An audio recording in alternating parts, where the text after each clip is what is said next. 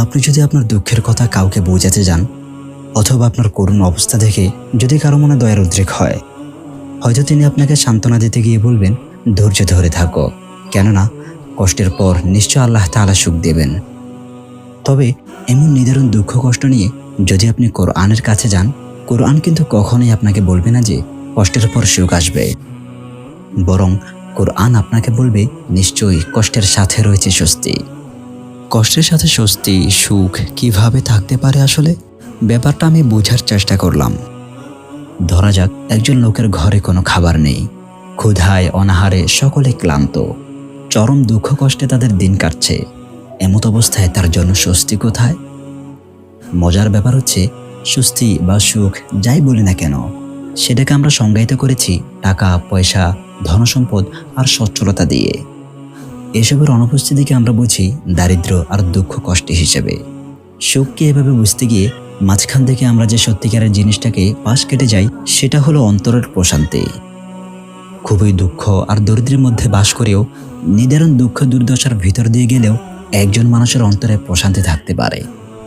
আবার দুনিয়া সেরা ধনী ব্যক্তি হয়েও দুনিয়া জোড়ার নাম ডাক থাকা সত্ত্বেও একজন ব্যক্তির অন্তর সর্বদা বিক্ষিপ্ত আর বিষণ্ণ থাকতে পারে।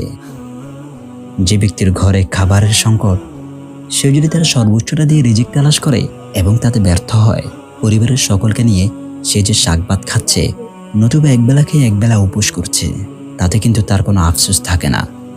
সে জানে এতটুকুই তার রিজিক এবং এটাই তার তাকদীর, সে এটাকে সন্তুষ্টির চিত্তে মেনে নেয়।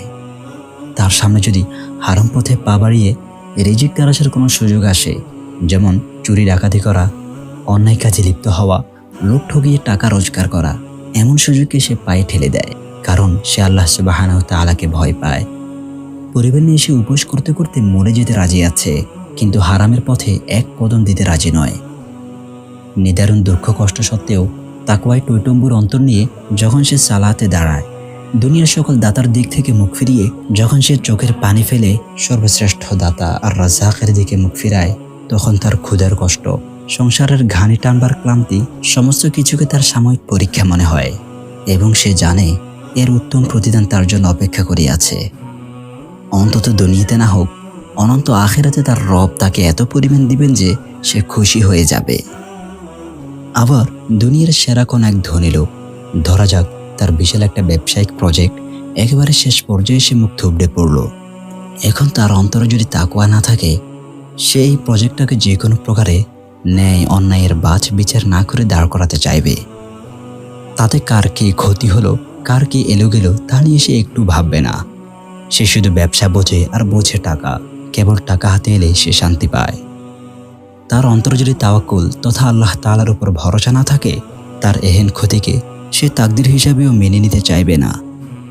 এই ক্ষতিকে সে আল্লাহর পক্ষ থেকে পরীক্ষা এবং এর বিনিময় দুনিয়া কিংবা আখিরাতে উত্তম বিনিময় লাভের যে ধারণা ইসলাম দেয়, সেটাকে সে থোড়াই কেয়ার করে।